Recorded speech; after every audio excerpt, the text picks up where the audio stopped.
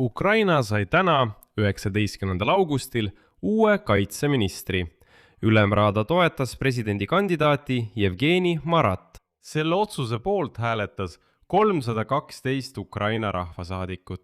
Mara on lahinguohvitser, kes on korduvalt riskinud oma eluga Ukraina nimel.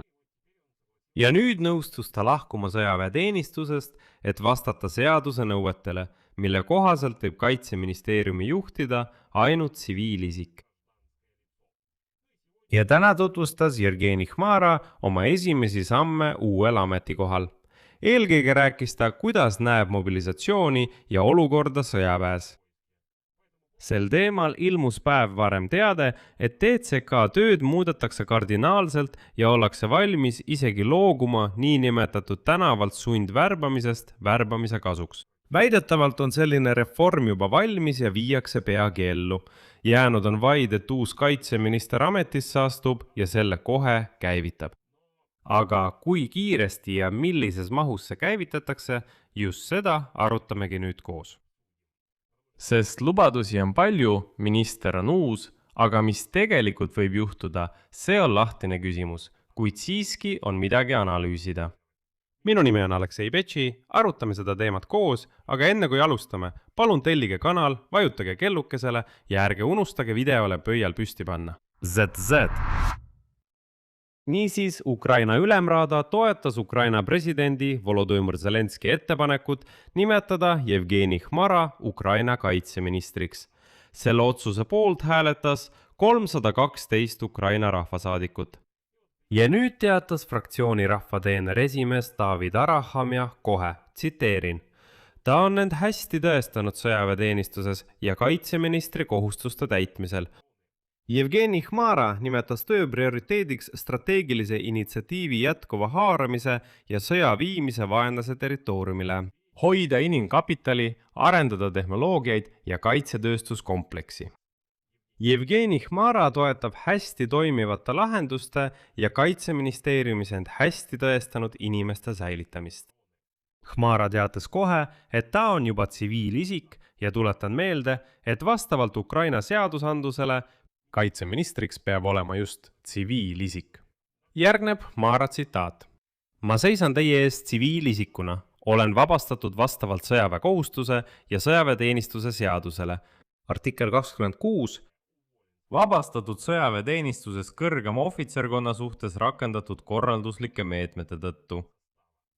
Jevgeni Mara esinedes täna parlamendis tõi välja, et vaenlast saab rahule sundida ainult meie armee jõu ning meie tehnoloogiliste ja sümmeetriliste lahendustega. Ta rõhutas, et täna annab Ukraina juba lööke isegi Venemaa Föderatsiooni Siberi piirkonnas. Tema sõnul Venemaa kaitsetööstuskompleks, sõjaline logistika, kütuse infrastruktuur, kogu vaenlase majandusbaas, need on meie sihtmärgid ja tegutseda tuleb väga kiiresti.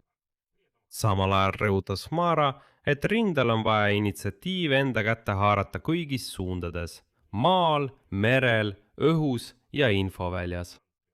Tema sõnul vajab armee relvi palju ja õigel ajal ning just neid, mis annavad tulemuse. Ta rõhutas, et läbipaistva protseduuri ja ilma bürokraatiata hanked teenivad ainult rinnet ja Ukraina kaitset, mitte kellegi erahuvides.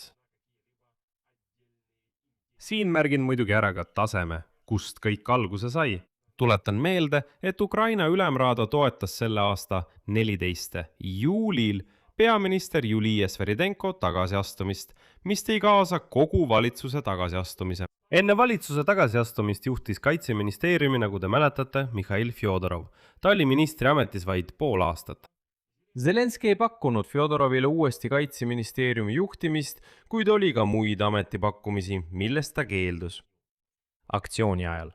Protesti käigus mitmes Ukraina linnas, mida nimetatakse ka papist Maidaniks, kõlasid ka nõudmised Mihhail Fjodorovi tagasitoomiseks kaitseministri ametikohale. Kuid 18. augusti õhtuks sai selgeks, et Mihhail Fjodorovit enam kaitseministri ametikohale tagasi ei tooda. Ja samal õhtul kutsus Mihhail Fjodorov üles korraldama Ukrainas valimisi. sellest räägib minu eelmine saade sellel YouTube'i kanalil. Seega, et mitte korduda, minge kanalile ja vaadake see kindlasti ära. Seal on väga huvitavaid hetki. Ja nüüd jõuame kõige huvitavama osa juurde. Mobilisatsiooni küsimuses Jevgeni Hmara sõnul tuleb vastu võtta terviklik lahendus ja praegu selle kallal töötatakse. Edasi tema tsitaat. Ja esimene oluline osa on olukord armees. Väärikas suhtumine sõduritesse, teenistustingimused ja lahingutegevuse läbiviimine. See hõlmab isikkoosseisu värbamise viise, varustust, väljaõpet, relvastusega varustamist ja isikkoosseisu taastumist. Selle ülesande täitmisest tuleb liikuda edasi mobilisatsiooniplaani juurde. See sõltub otseselt sõjaplaanist ja nägemusest. See peab olema kujundatud ja selgelt välja töötatud. Kõike seda töötame läbi koos ülemjuhataja ja kindralstaabiga ning seejärel esitatakse aruanne Ukraina presidendile. Minu ülesanne on suhelda kaitsjatega otse, kuulata komandare, kuulata sõdureid, kuulata haavatuid. Oma kogemuse põhjal tean samuti, et sõdur on motiveeritud siis, kui ta tunneb enda vastu austust, saab kvaliteetset väljaõpet ja õiglast teenistuse korda. Ja siin ilmesid meil huvitavad nüansid. See on meil juba järjekordne kaitseminister, kes ütleb, et tuleb mobilisatsioon korda teha ja midagi ette võtta TSK-ga. Ukraina ministrite kabinet kinnitas TSK reformi kui ühe oma töö lähiaja peamistest prioriteetidest.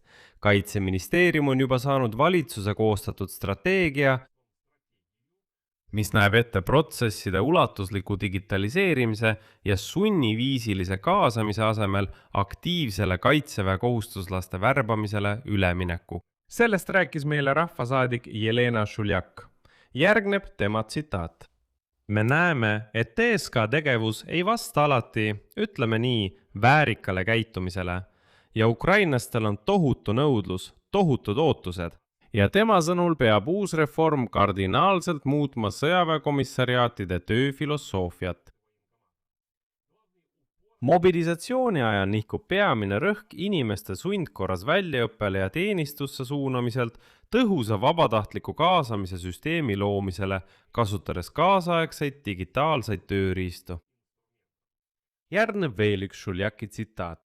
Kõik asjad, mida võib ette kujutada uues reformis, kus saab rakendada digitaliseerimist, kus saab muuta otseselt lähenemisviise, peaksid rohkem tuginema värbamisele, mitte sellele, et inimesi sunniviisiliselt koolitusele ja seejärel teenistusse saata.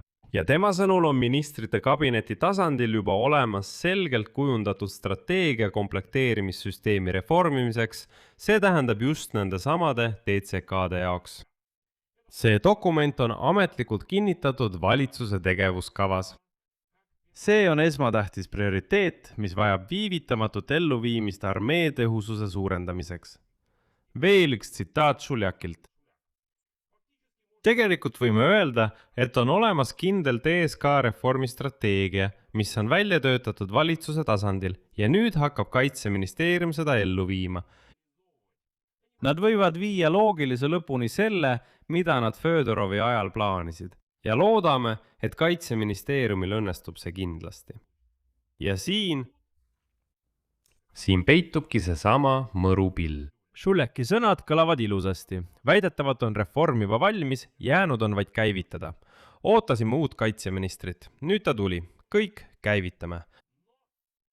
Aga kaitseministri asetäitja Ljubov Galan ütles Ülemraada ajutise uurimiskomisjoni istungil, et Kaitseministeeriumi meeskond tõesti praegu töötab. Mobilisatsioonisüsteemi muudatuste ja TSK reformi kallal. Kuid täpsustavale küsimusele vastas Galan, et TSK reformi elluviimise konkreetseid tähtaegu praegu veel ei ole.